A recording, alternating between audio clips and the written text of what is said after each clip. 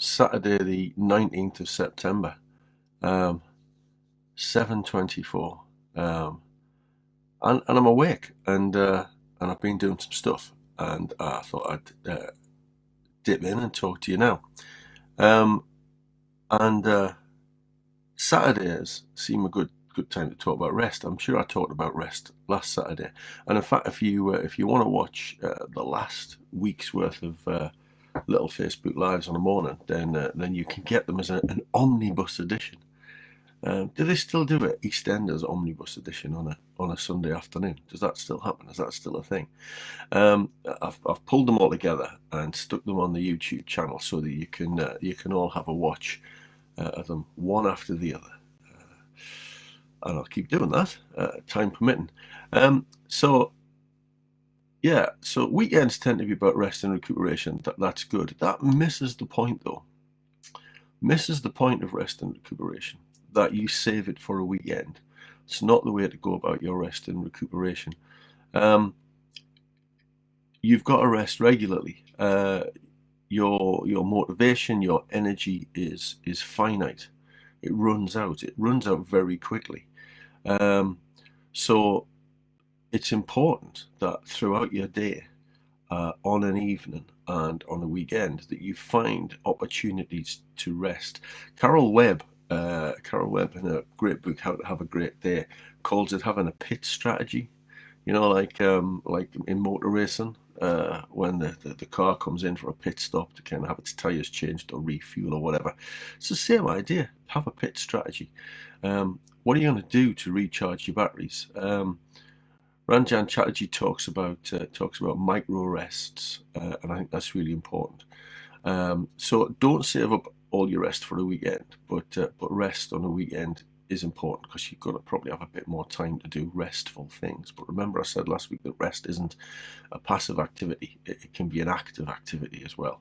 But one thing that is passive, or you would think it's passive, is sleep. And I've not been sleeping particularly well this week. I get to sleep all right, and I sleep all through the night. I don't particularly wake up, but I've been waking up early, and I suspect that's just because we're about to hit teaching starts next week, so there's lots going on. Morning, Kelly. Good to see you. Up bright and early. Chat to me in the comments at the side. Not really done that kind of thing yet. That'd be really good. But yeah, morning to you all. So sleep's really important. I've not been sleeping well this week, been waking up early because of that churn. You know, you wake up first thing and you think, oh, I've got stuff that I need to get to. I need to do this, I need to do that, make sure that I've done this, make sure I've done that. One of the great things that I really love about having the sort of system that I have, is that I go to find things. I go worrying about things that I think I should have done, and I go and I find that I've actually already done them. I've just done that this morning with a lecture for 2 weeks' time. I was like, oh, did I do that thing? And I went and I looked, and there it was. But anyway, so I'm back to sleep. So I've been kind of having a bit of a churn on a morning this week, so I just get up. But there are some important things to note about sleep, so I'll tell you about those. One is that our bodies follow a fairly regimental kind of routine, circadian rhythms. You'll have heard of circadian rhythms. Our bodies follow a pattern every day, and our chemical and biological structures just go about doing what they're doing day in, day out, no matter what we're doing, to an extent. So sleep's really important. The best book about this is Why We Sleep by Matthew Walker, who's dedicated his life to kind of researching sleep. And he says these things. Nothing I say in these little videos or in the writing that I do is kind of common sense. It's all well-researched stuff, but it's stuff that we sometimes kind of instinctively know, isn't it? So you won't be surprised to find you should be getting 8 hours sleep or thereabouts. You might be surprised to find that the damage of not getting 8 hours sleep is phenomenal. It's thought to be one of the key kind of lifestyle factors in the development of Alzheimer's disease. There are also links to very serious things like cancer and diabetes. And Matthew Walker talks about us thinking about sleep, lack of sleep, as a symptom of ill health and disease. And actually what he says is it's often a cause. Lack of sleep is often a cause or a contributing factor to some of these kind of things. So 8 hours sleep, 8 hours sleep is where it's at. And no matter what your kind of chronotype, we talked about that earlier last week, no matter what your chronotype is, what is best for us is to be in bed and asleep by about 10:30, and to be up by about 6:30. That's because of the chemicals that are kind of trying to do this stuff in your brain. They start trying to do that around 10:30.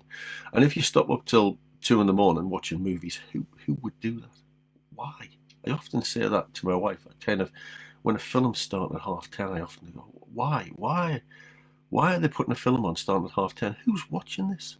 Who's watching this? Yeah, absolutely, Kelly. Yes, people snack a lot when they're tired. Yeah, because that's because your energy's running out, so your body's craving stuff. Your body's craving that kind of sugary, fatty kind of hit, because that's probably what you're snacking on. That's what most of us snack on: crisps, midnight crisps, all that kind of thing. So yeah, so you need to be in bed around 10:30 because your body's starting to do, your brain is starting to do all the things that it wants to do during the night. Because one of the things, there are many things, and I've written about this in the book, and I've written about this in some blogs on selfcareshorts.com and socialworkshorts.co.uk. There's lots of stuff goes on through the night, but one of the main things is it's when the consolidation of your memories kind of happens. So that's important. It's important to get this done, and we go through an NREM-REM sleep kind of pattern that does different sorts of things. So you need to start your sleep when your body is ready to do those things biologically, and then get up at 6:30. It's the best part of the day as far as I'm concerned. This few hours.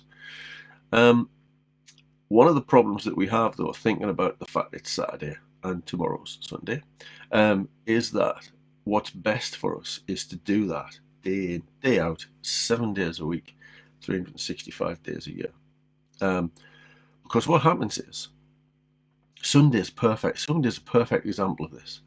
Lots of people have that Sunday night blues kind of thing, yeah, and they can't get sleep, and they're worrying about work tomorrow, and I understand that, and having a trusted system helps that as well. But one of the things that gets in the way is often everybody has a lie-in on a Sunday. So you've been through the week, you've been getting up for work, 6:30, 7, get your stuff sorted, get to work, get to university, that kind of stuff.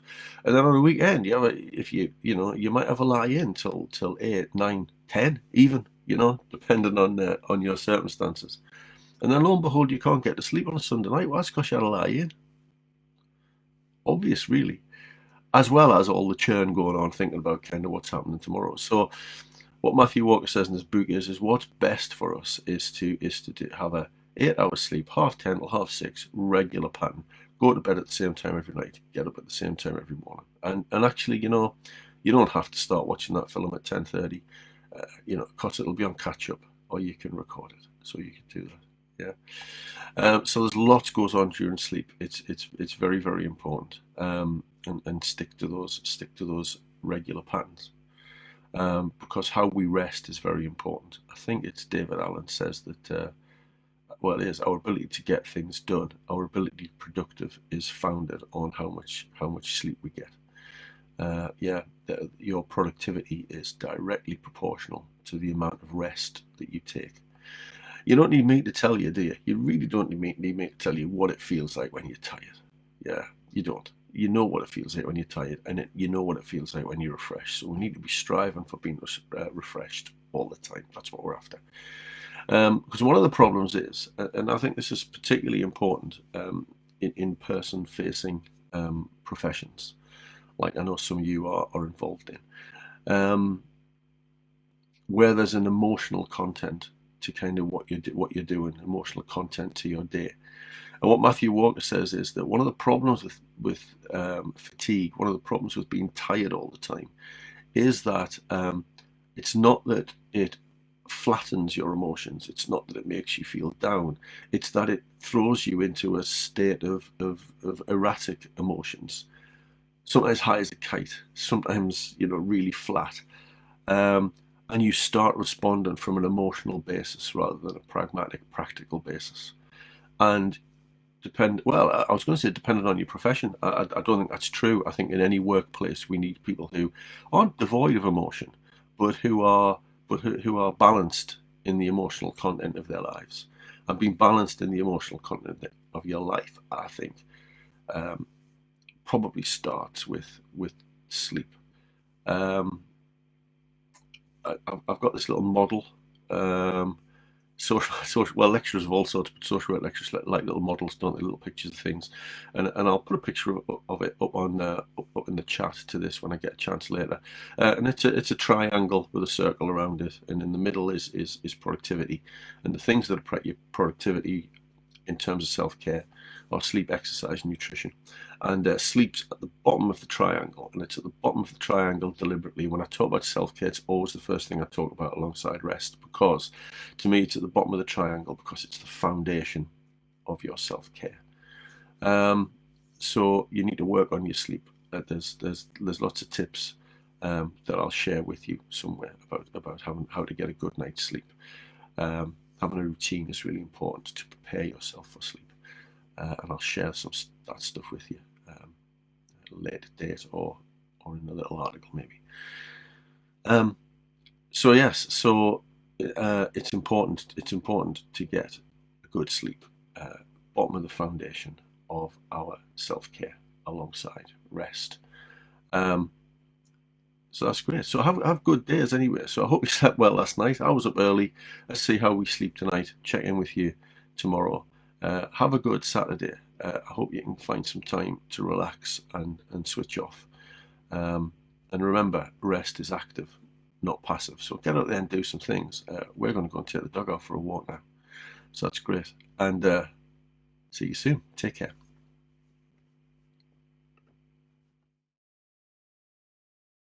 Morning, everyone, and welcome to Sunday. I love Sundays. I think, in part, because I think I was brought up in a Christian household, and was a person of faith until round about being 30, really. So that's one of the interesting things, isn't it? That I think that history of mine kind of shapes how I view things. We know that it shapes how I view things, and it shapes how Sundays feel, doesn't it? Which is a bit, I think it's a bit strange, but it's also a bit wonderful. So a lot of what that's left me with, what that kind of heritage has left me with, is an interest in this in kind of the thing spiritual, I guess. I hesitate to use the word because it has so many connotations, and people kind of think the wrong sort of things about it. I'm very much I guess I'm a biological reductionist, I suppose. That now I'm not a person of faith anymore, and I believe firmly that there is plenty of evidence to say that everything we experience and feel is part of biology, chemistry, neurons, all that kind of stuff. But that's not to say that I don't think that there's some of that we don't quite grasp, in terms of there are things that we kind of can't explain, aren't they? Like you hear a piece of music and you feel a particular way, or you walk into a room and you feel a particular ambience, kind of thing. Me and a friend of mine who go to a lot of gigs together, went to a lot of gigs together pre this lockdown thing, used to say we reckoned we could walk into a room that was empty and figure out whether there'd been a gig in that room that night, because when you experience something as a group, it kind of leaves a feeling, doesn't it? I suppose.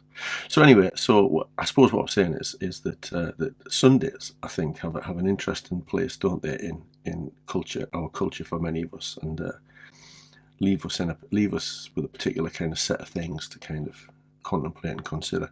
So today, Today I wanted to talk about meditation and mindfulness. Good to have you along. I wanted to talk about meditation, mindfulness, and that kind of thing, because I think these are really important things, but they're things that people find a bit scary to kind of think about, and that got me thinking about what best to say. But they're not scary at all. They're very straightforward things, And meditation, in a sense, is just an attempt to clear your mind. And I think it's important to acknowledge that it's an attempt to clear your mind, because if you go into any sort of meditation experience, any sort of trying to take yourself away from the here and now or to clear your mind, you're going to be disappointed, because it's very difficult to do that, because thoughts kind of jump into your head, don't they? So there are a few ways to kind of play this. Well, I mean, if you can clear your mind, that's fine. Let's think about a good starting point here. And some of you will already know about this, but what I use is quite simple, and it's 3x3 breathing. And it's easy because it's dead straightforward. It's dead easy to remember. You can do it anywhere. It needs no gear. Nobody knows you're doing it, so you can do it anywhere. It's really good. I do this before I start lectures if I'm feeling a bit nervous. So it's useful for when you're sitting in meetings or sitting waiting to start some sort of interaction with somebody. It's quite useful. And there's nothing special about breathing, particularly, although some schools of thought say there is. But I don't think there is. I think focusing on your breathing just gives you something to focus on, to take your mind away from other things. So all you do is breathe in for 3, hold it for 3, and breathe out for 3. And it has a great physiological effect as well as a psychological one. As soon as you step away, as soon as you take time, there's power in a pause. Yeah. As soon as you take time away, you will feel the busyness in your brain kind of diminish. Your heart rate will reduce, and you'll start to feel calmer because you're focused internally rather than externally. So that's a meditative exercise. And that feels fairly straightforward, doesn't it? And you can like kind of enhance that. Now, if you're not in a situation where you're about to do something, but you're in a situation where you want to spend maybe 5 minutes doing this, or 10 minutes or whatever, start small, build up gradually, then what you'll find is thoughts start to creep into your head. Now, you can do one or two things with these thoughts, I suppose.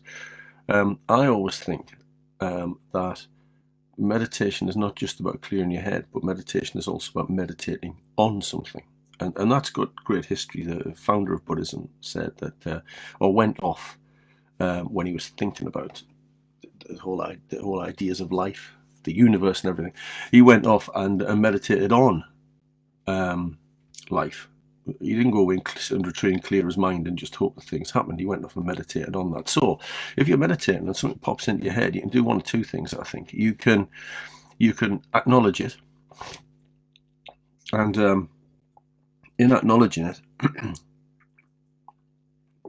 you can either remove it from your head. You can decide you're not going to deal with that right now.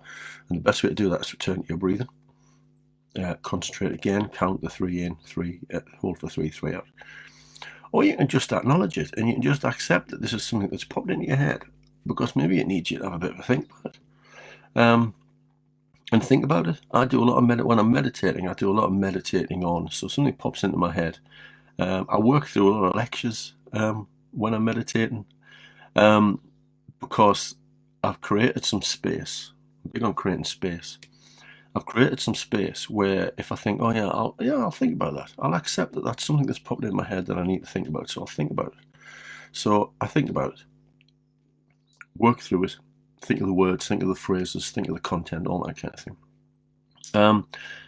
And that's really helpful. There are a couple of caveats here, because there's been a lot of criticism that I've read recently about meditation and actually the dangers of meditation for some people who are maybe struggling with life at the moment. And I think it's important to acknowledge those. So one of the problems is sometimes when you're left alone with your thoughts, you start to dwell on things and you start to kind of become anxious about things. And if that's happening to you, then you just need to stop. This is not for you at this point in time. That's clear. And you need to kind of think about why it is you feel anxious about things. Is it an emotional thing? Is it I don't know, an argument you've had with somebody? Is it something that's happened to you? Is it something that's caused you some trauma? That kind of thing. And if it is, you need to go off and kind of get some support for that. Morning, Kirsten. You need to go off and get some support for that. So you need to think about that kind of for yourself. I'm not keen on kind of too much about too much kind of self-responsibility, I guess. Yeah, absolutely. It's good to have paper nearby and journal. I was going to talk about journaling actually at some point, but maybe not today. But I was going to talk about journaling because that's really interesting. Laura's just putting that in the comments there. Yeah, there's a lot of criticism about meditation, in that it leaves people who are maybe vulnerable with their thoughts, and that's a difficult place. So there is something that if you are trying to do this, and you end up in a place where you're feeling more anxious or it's causing you more problems, then obviously you need to stop and you need to kind of think about what you do with those. I tend to find that people fall into two categories when I talk to them about this. It's either people who've got something kind of very difficult to deal with, and my advice is always that they need to go off and get kind of professional help and support for that, or at least start with kind of somebody who creates a safe space for you, kind of a friend. Who might do that. But the other thing is this idea that sometimes I find myself, I'm thinking about a lecture maybe that I need to kind of work through, so I'm meditating on that, and what happens is that I start thinking lots of other things that aren't connected to that. They're just random things keep popping in my head. That's when I know my trusted system isn't functioning effectively for me, because if I've got everything in my trusted system and it's all working really well, then I find I can concentrate and focus on one thing at once. And this is mindfulness, isn't it? This is being mindful and in the moment and working on one thing at a time. And I can honestly say that this is where you are going to ramp up your productivity massively. If through engaging in meditation, it helps you kind of switch off to everything, or at least switch off to just thinking about one thing, your practice and your way of being is going to become more mindful, and you'll be able to do one thing at a time at the expense of everything else, or think about one thing at a time at the expense of everything else, which is essentially mindfulness for me. Yeah. I read something a few weeks back which said mindfulness is not a thing you do, it's a way you are, and I really kind of believe that. It's a way of being that you foster. You become a mindful person, and it's not something you can keep switched on all the time, because that chaos kind of infiltrates your sphere of responsibility, so that happens. But if you can foster a mindful spirit, if you like, because it's Sunday, we're talking about spirituality a little bit.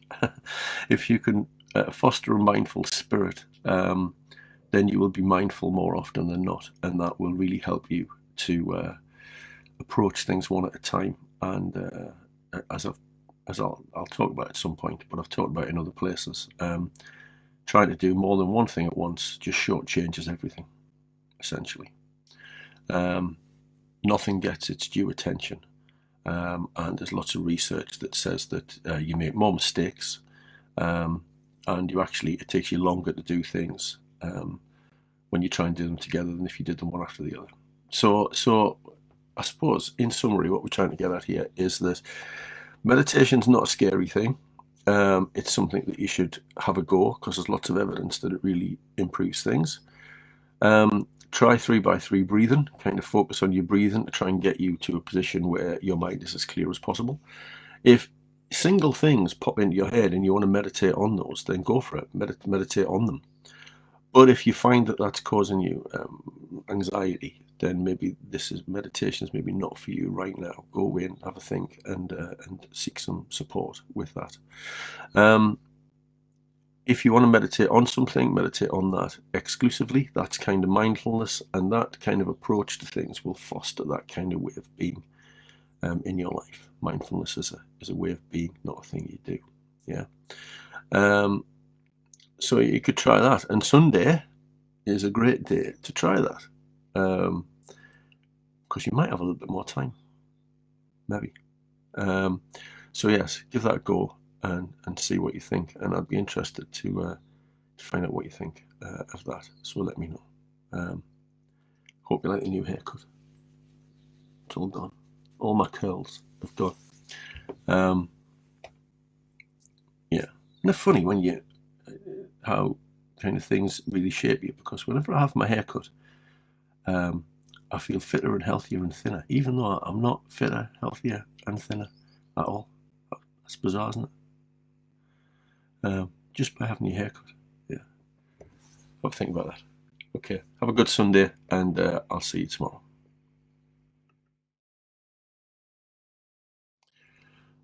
Morning, everyone.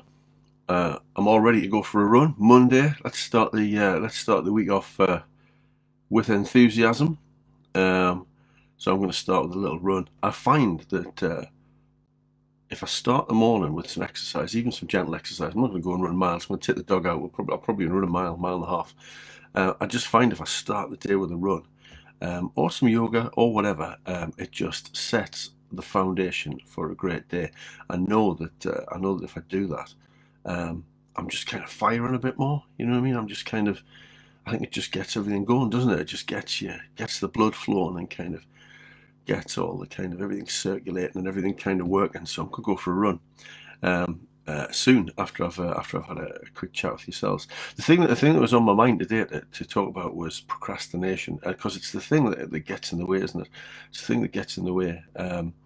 Now that we're back to work, it's Monday.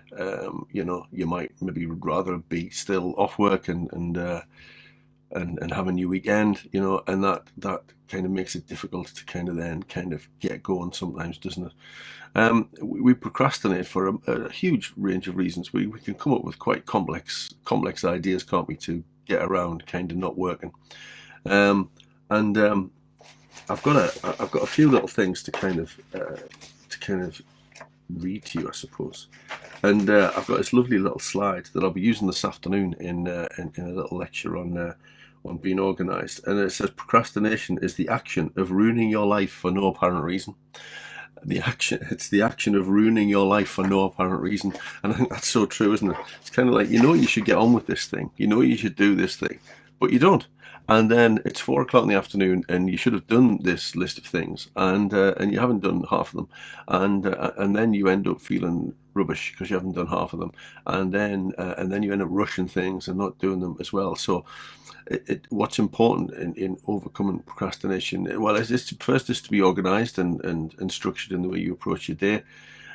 Secondly, sometimes we procrastinate because the task is simply too big.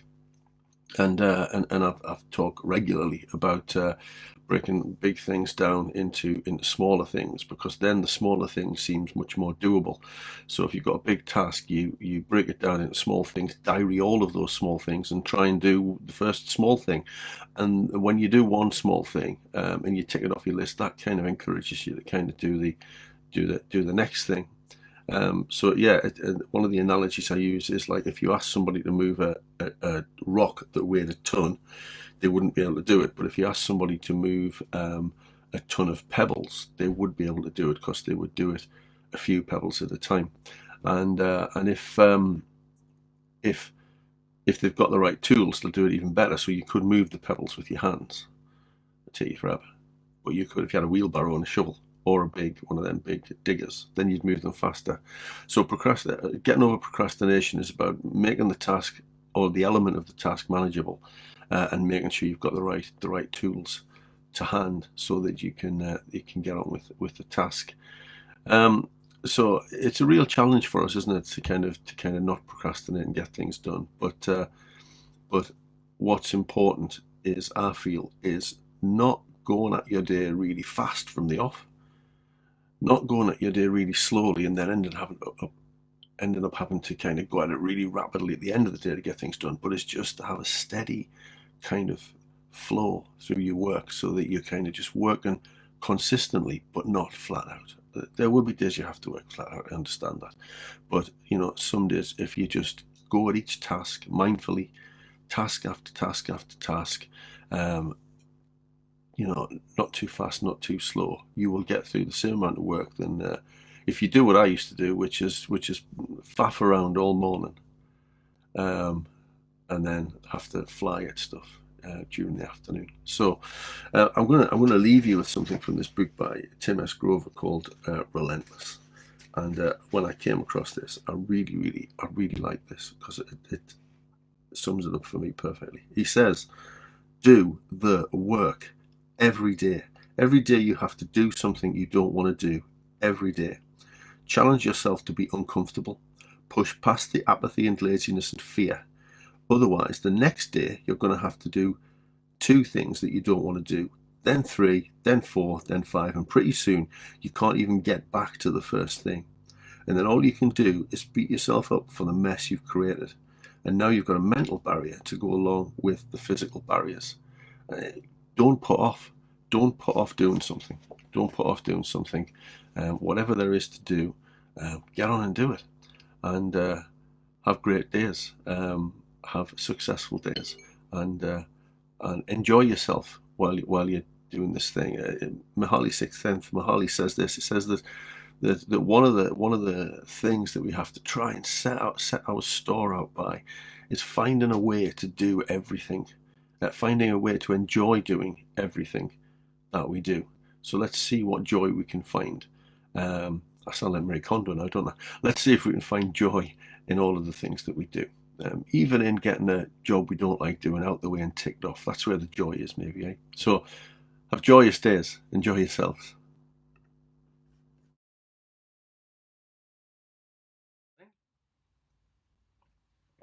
Morning. Tuesday the 22nd of September. Bright and breezy. I'm going to talk today about one of my favourite things to talk about, because it's one of the things that annoys me most about the modern workplace. And it's this idea that lunch breaks aren't important. One of the things that I've talked about before, he says, hoping he hasn't talked about the 4 rules of lunch break before in these little morning things. Don't think I have. But if I have, it's worth reminding you of them again, because we easily forget these things. So one of the things that really bugs me is the fact that people don't take lunch breaks, and the fact that people often frown on other people when they take a lunch break. And I was reminded of this recently when talking to two people who I know, who said that one of the positives that came out of lockdown was that they felt, because they were at home and working from home mostly, they felt comfortable taking a lunch break and felt better for taking the lunch break on an afternoon. Whereas when they were in the office, they didn't feel able to take a lunch break, or if they did, they felt they had to sit at their desk and take a lunch break. And I think we need to seriously think about that. I think managers need to think about that. I think if we ever get back to a situation where we're kind of working in offices again, more than working from home, if we ever get back to that kind of that sort of setting as being the main way that people work, because it doesn't seem like it is yet. I think we need to think about that, and we need to think about this this kind of consensus, I guess, that makes people kind of not want to take a lunch break because they feel guilty for doing it. Because as I'm sure I mentioned this the other day, as Rangan Chatterjee says, that we need little micro rests. We do a lot of our resting on a weekend. That's fine, and evenings are good times to kind of get some rest. But we can't manage all day. We can't survive all day without having a rest of some description in the middle of the day. In fact, I think we need micro rests more often than that. I like to get started really early and have a little break around 8:30. So if I start work at 6:30, by 8:30 I've done 2 hours. Little micro break then, get back to work by about 9. Break at lunchtime, break mid-afternoon, that kind of thing. I think that's really important, because you're constantly just recharging your batteries. And these little rules, these 4 rules for lunch breaks, really apply to any of these little micro breaks we take. They're really important. Or some of them do anyway. There's a couple I'll point out. So the first rule of lunch breaks is take a lunch break. That's the first rule. I'm not going to kind of beat on about the fact that you've got a legal right to a lunch break in the workplace, but you have, because it's deemed important enough for your health and well-being to have a lunch break. That's not really the most important thing for me, the legal requirement. It's the fact that it does you good. It does you a lot of good to take a break in the day. 20 minutes, half an hour is probably all you need. The other rules of lunch break. The second rule of lunch break is move away from the space that you're working in. So move away from your desk. If you are in an office, move away from wherever is your workspace. If you're working from home, move away from your workspace. And I think that's important for little micro breaks at other times as well. It detaches you from task. That's the important thing. It detaches you from task. It gets your head out of the space you're in. Thinking about micro breaks as well as lunch breaks, what the research literature says about this is that we can only concentrate for about an hour and a half before we need to take some sort of break. So if you're dividing your tasks up, they all won't take an hour and a half, but what you should do is block them into hour and a half kind of chunks, if you like. And it's interesting, isn't it? Because the having a 10 o'clock and having an afternoon tea and all that kind of stuff. These things that we've instinctively done for years. Turns out the reason we've probably done them is that they're really good for us. So back to lunch breaks. So first of all, rule number 1: take a lunch break. Rule number 2: move away from the area you're working in. Rule number 3: if possible, get outside. Strong evidence that getting outside into daylight, into fresh air, does you the world of good. If you agree with me that we have an evolutionary history that takes us back into, our caveman self, if you like, and into that kind of arena, then being outside is what we're kind of designed for, in a sense. So get outside. Being outside is really good for us. And the fourth rule of lunch breaks is take some exercise, take some gentle exercise. So the perfect scenario for a lunch break is take one, go outside, go for a walk for 15-20 minutes, and then come back and have something to eat and get back to work. And you will gain that time back. You will get that time back in terms of increased productivity in the afternoon. I guarantee you that. So give that a go. That's really important. I love lunch breaks. Lunch breaks are absolutely crucial to our well-being. So take your lunch break. Okay. Have a good day. I've got a busy day ahead. I had a busy day yesterday. Got a busy day ahead. I'm sure you have too. So be productive. Heads down, and be mindful. When you're doing stuff, focus on one thing at a time exclusively, without thinking about anything else, and you'll get loads done. So thanks Faith. Yeah, great advice, Faith says. Yeah, well, it's great advice because I've tried it and it works, and it's great advice because it's what all the research says. It really is. And in terms of how much exercise you need to get a week, they reckon about 150 minutes of gentle exercise is enough to maintain our well-being. Now, if you're going for a little 15-20 minute walk every lunchtime, you're gonna get through quite a bit of that 150 minutes anyway. So lunch breaks, really important. Have one. Move away from where you're working. Get outside and take some gentle exercise. Have good days, and I'll see you tomorrow, hopefully. Okay, bye.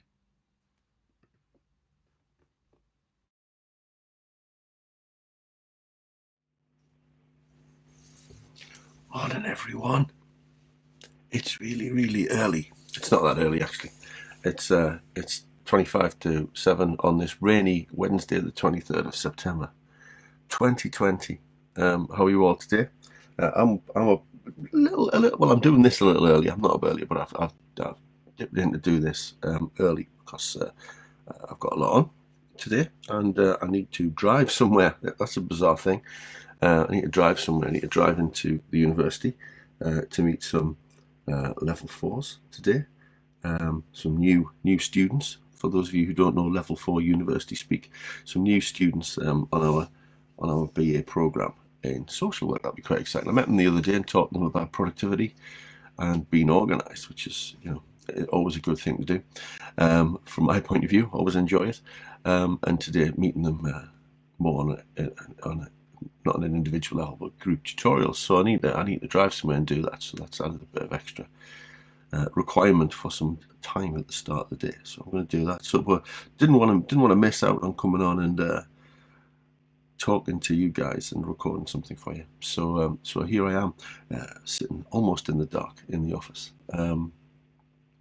So yeah, one of the things that always crosses my mind when I'm talking to people, especially when they're at the start of a professional career, either as a student or once they're newly qualified in a profession. I'm a social worker by trade. Is reputation, and you'll be familiar with possibly with the phrase, and I never know that I'm getting this right. The two most important things in life are inspiration and perspiration. So, and that you need kind of a little bit of inspiration, but you need lots of perspiration. And what that means is, if you've not heard that before, is that when we're thinking about doing things, we all need to be inspired to do something.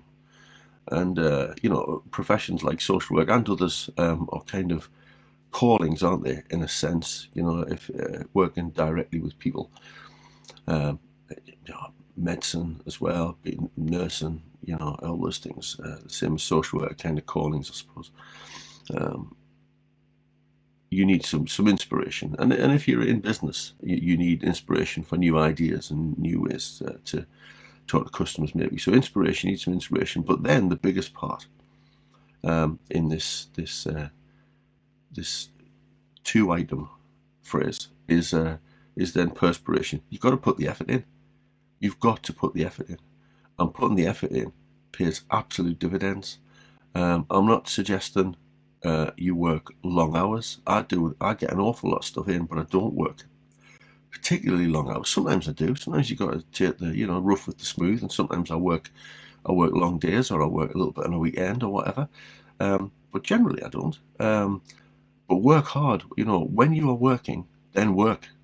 And work effectively and efficiently. And some of the other things we've talked about help you with that. Breaking tasks down, 2-minute rule. I'll come on to those things if I've not done them already in future live sessions. But the other thing that I think that I add into that inspiration and perspiration, which I think is absolutely crucial, is reputation. The one thing you need in professional life is to be able to get other people on board with you, or you will always need the support of other people. You will always need the help of other people, those kind of things. So reputation is really important. And to me, it's the little things that damage reputation in professional life. It's the not returning emails. It's the not turning up on time for things. It's all of those little things that are eminently achievable and doable by just having a plan and being organized. Yeah. So do you want to be the person who never returns the email on time? Do you want to be the person that always needs to be chased up? Do you want to be the person who everybody says, oh, they'll be doing it at the last minute? Or do you want to be the person that people kind of say, oh, well, don't worry, we'll just start because you'll be late? Do you want to be that person? Because in my head, those things damage your reputation. So life is about 3 things. It's about inspiration. It's about having great ideas. It's about perspiration. It's about working. I said working hard. It's about working effectively. And sometimes that will require working hard. Sometimes it just requires working efficiently. And if you work efficiently, you may minimize the amount of times you have to work hard. And lots of the stuff that I write about kind of talks about that idea of making the best use of your time and your resources to work efficiently. And then that final thing, which I add into that phrase, is reputation. Keep your reputation intact by doing the little things. It's the little things in life that make the difference. Do you not think? It's those little things that don't seem much at the time but have a cumulative effect on anything. Eating a few extra calories every day, that extra glass of wine, just putting something off till tomorrow. All those little things just add up. That cumulative effect add up to problems, and can sometimes damage your reputation. Reputation is a fascinating thing. It takes forever to build up your reputation. It takes ages to build up your reputation, and seconds to knock it down. So think about that. Think about be inspired. Be inspired. Work efficiently. Sometimes work hard, and work on doing things in such a way that your reputation isn't negatively impacted. And have great days. I'm off to drink my coffee, walk the dog in the rain, and then get myself off to university to see some students. Happy days. Excellent. Have a watch of the rest if you just join me. Go back. Press rewind. Can you do that these days? Or is that a video thing from the 1980s? Anyway, have good days, and we'll see you soon.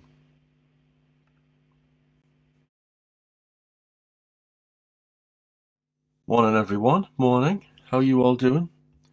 the one thing that I realise is I've been sat here a while, and then I kind of decide to kind of go live, and then I realise I haven't done anything with my hair. But anyway, I don't suppose you'll mind. So today I wanted to talk about routine, because routine is so very important. And one of the things it's important for is it helps you overcome procrastination, and procrastination is the devil that gets all of us, isn't it? We sit there and we kind of wonder what to do, or we know what to do, and we just don't start doing it because we'd rather put it off, often because it's difficult. I think we talked about this the other day, or we don't have the resources to hand and that kind of thing. So routine's really important, and I think you need to establish routines on a morning to get the day going. You need to establish a routine throughout your workday, and then I don't have a nighttime routine for getting to sleep, but because I get to sleep quite easily. But what we know is having a nighttime routine can help people get to sleep who are struggling with that. And this is the bit that always strikes me is if any of you are parents, and I'm a parent, and my kids are both adults now. But when they were little, particularly when they were little, when you could make decisions on their behalf, we establish routine in young children, don't we? In babies, particularly, I suppose. And you'll know yourself if you've got kids. Most kids respond really well to kind of a nighttime routine, and I remember the whole thing of supper, bath, story, or bath, supper, story, and then bed, and they respond really well to that, because what it does is it cues things up. It sends signals that to your brain about what's going to happen next. Yet then we become adults, don't we? And all of a sudden routine goes out the window. We can do whatever the hell we like. We're adults now, you know what I mean? We don't need routine, but we do. I've talked in other little videos and stuff about the fact that we're biologically, chemically programmed, and that has kind of precedent over that. Now, if we can tap into that to help ourselves be motivated for the day, then that's got to be a good thing. So, as we're waking up, as we're beginning to start the day, if we can have a routine that kind of wakes us up, prepares us. So my morning routine is it never all goes in the same order, but all the same things happen. So, I tend to do my emails very early because I like to get them out of the way, so I can, when it gets to kind of 8:30, 9 o'clock, I can really kind of start to motor. I like to do that. I like to get some exercise. I like to do some stretching. I've got a stretching routine that I do, and all of those things. And yours will be different. They don't have to be the same as mine. They don't have to be physical. They can be sitting having a cup of coffee and a reflect or a read or whatever. It's the fact that if you establish a routine, it kind of sets you up for the day. And one of the things about having a routine, so that every day you go through the same process. So every day I get up and I do my stretching, then I do my emails, and I then kind of have some breakfast, and then I'm ready for the day. Is you start to strip out of your life unnecessary decisions, because decision fatigue is a real thing.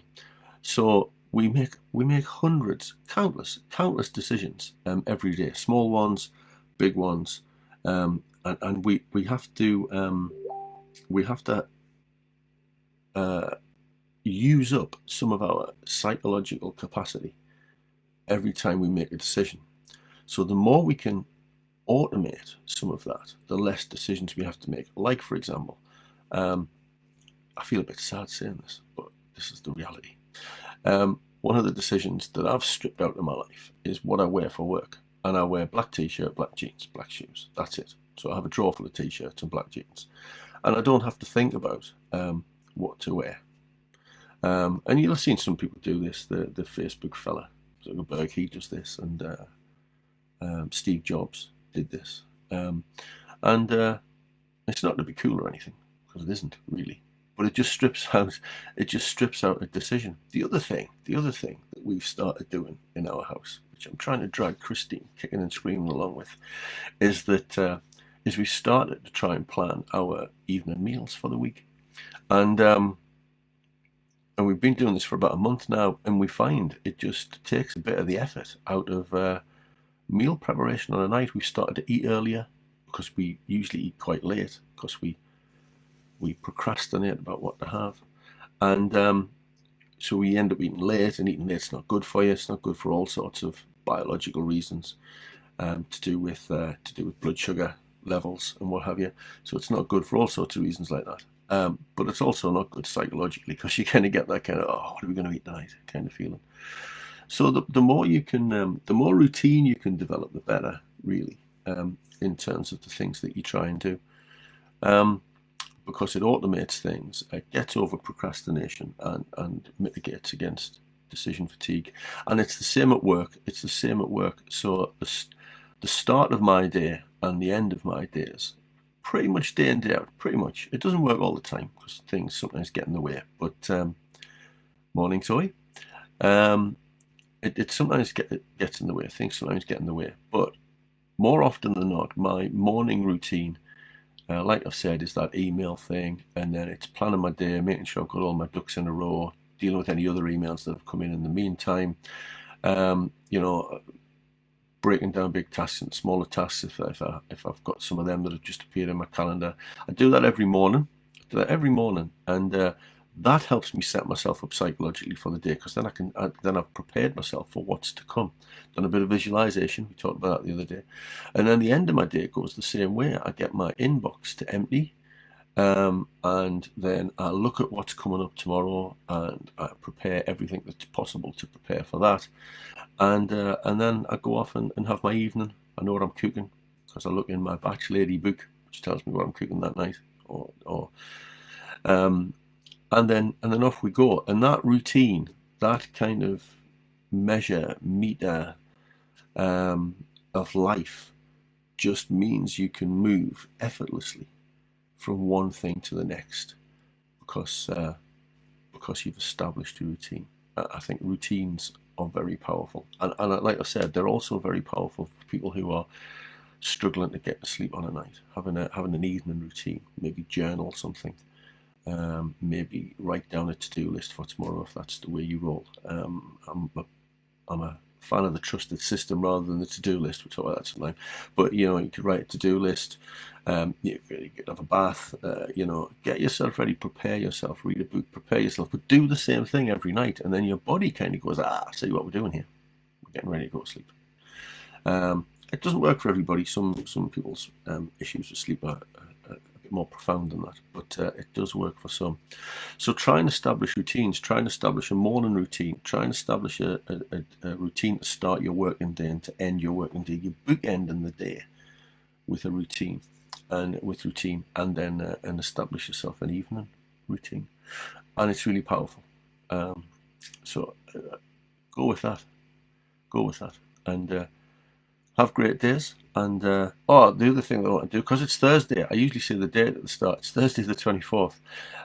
Remember, I'm going to remind you of this tomorrow, but I'm reminding you of it now so you can set some time aside tomorrow. Remember, and I said this last week, this was last Friday's live thing. Remember, this Friday is the most important day of next week. If you don't know what that means, have a look at last Friday's. Set some time aside for tomorrow, to make this Friday the most important day of next week, and I'll remind you tomorrow. Okay? Take care, have good days.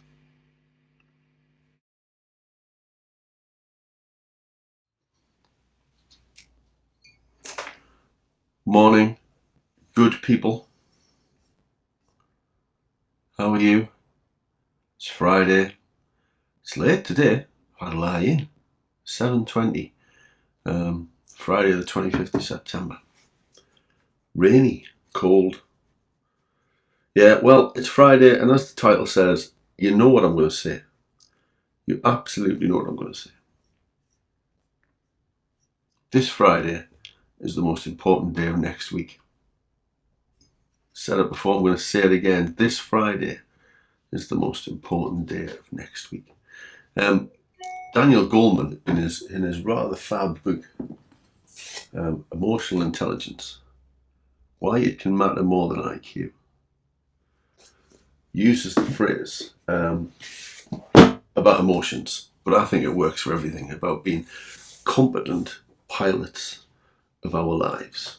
And you kind of got a choice, haven't you? You can kind of just let life happen to you, or you can kind of at least try and control it in some way. And sometimes you can't control it. We've talked about that before, that Stoic philosophy thing about control the things you can control and accept the things you can't. Because thinking about Goleman there, that's how we can kind of manage the emotional content of our lives, I suppose. Because I think sometimes, and I do this, you get wound up by stuff that's completely outside of your control. And why? Because it's outside of your control. That's the point. Morning. I know what you're going to say. Okay. Yeah, I'm getting predictable. Running out of stuff to say. So, so you are... the emotional content of your life really kind of matters, because it's that kind of drives your reaction to things, I think what I'm going to do, maybe over the coming few days, though, is think of an interesting thing, which surprised me the more I read about it, which is how the physical aspects of your well-being impact on your emotional reaction to things. Exercise, sleep, nutrition, rest, all of those kind of things have a real impact on how you emotionally respond, because a lot of our emotional response is driven by that fight or flight kind of thing, that chemical response in our bodies. But Goleman says there are three types of us out there, and one of them is emotionally. One of them is that people are engulfed. Some people are engulfed emotionally. Their emotions control their responses to things. I mean, I suppose, we're maybe bits of all these things, because I know my response to my nutrition is often driven by my emotions. I kind of sometimes eat based on how I'm feeling. It's my own personal nemesis, diet and nutrition. There's a little more of me than I would like there to be. And that's because I often eat from an emotional response. I want to eat nice things because I'm relaxed. I want to eat nice things because I'm feeling a bit stressed and all that kind of thing. So some of us are engulfed at times, and that's not where we need to be. He also says some of us are accepting out of our emotions. We know we're down, we know we're happy, we know we're sad, we know we're angry, but we just accept that that's how it must have to be. So that's a bit better than being engulfed, I suppose, because engulfed kind of suggests being overwhelmed. Accepting suggests that kind of, well, I'm angry now, so I'll just be angry, and you are going to respond from that basis. But both of them are not good positions.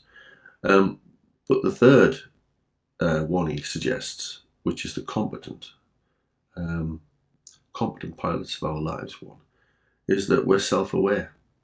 And being self-aware is a real journey. I don't think I've really got to a point where I understand myself as well as I do. And I don't understand myself completely. I don't think we ever can. Until quite recently. I mean, I'm 53, and I don't think I've really understood the need to consider my emotional response, how to manage my emotional response to things, until very recently.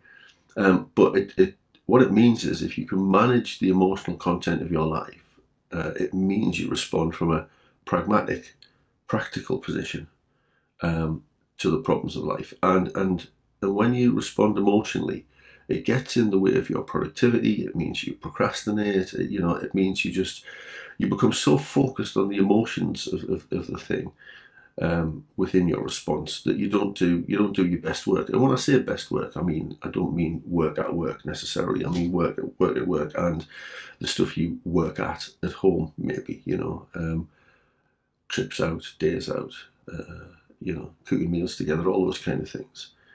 If you're caught up and bound up in your emotional content, then I'm not sure you're getting the best out of those kind of things. To me, the best way to start to think about your emotions is to write stuff down, is to journal stuff.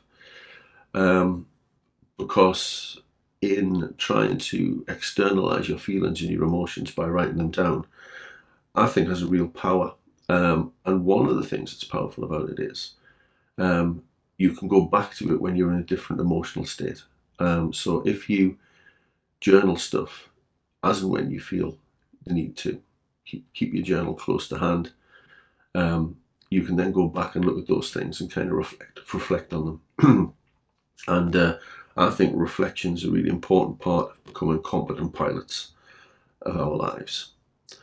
And reflection, in the profession I'm part of, social work, we use reflection a lot in professional practice, but it's a great thing for life in general, to kind of consider what you did, why you did it, and what was driving you to do it, and what you might try to do differently next time. That's reflection, essentially, in a nutshell. So we're going to try and move, and weekends are a good time to do this, to have a think about the kind of things that you might want to change in terms of the emotional content of how you respond to things. So we're going to have a look at these Daniel Goleman things. Are you engulfed, overwhelmed? Do you just accept your emotions and you think that's just the way it is, and you're not going to try and do anything about you're not going to try and do anything about changing your emotional responses to things? Or do you want to be a competent pilot of your life? I think we all want to be the latter, wouldn't we? So have a think about that. Grab yourself, get online and buy yourself a nice journal. That's always a great starting point for me, buying something. Buy a journal with a nice cover and a nice new pen, and set your stall out by writing things down so you can have a think about how you're managing the emotional content of your lives. Let's see where that gets you. And finally, this Friday is the most important day of next week. So get your planning done for next week, because that's one thing that really will help you manage the emotional content of next week by being organised and planned in a very disciplined way. All right, take care. It's nearly the weekend. See you tomorrow.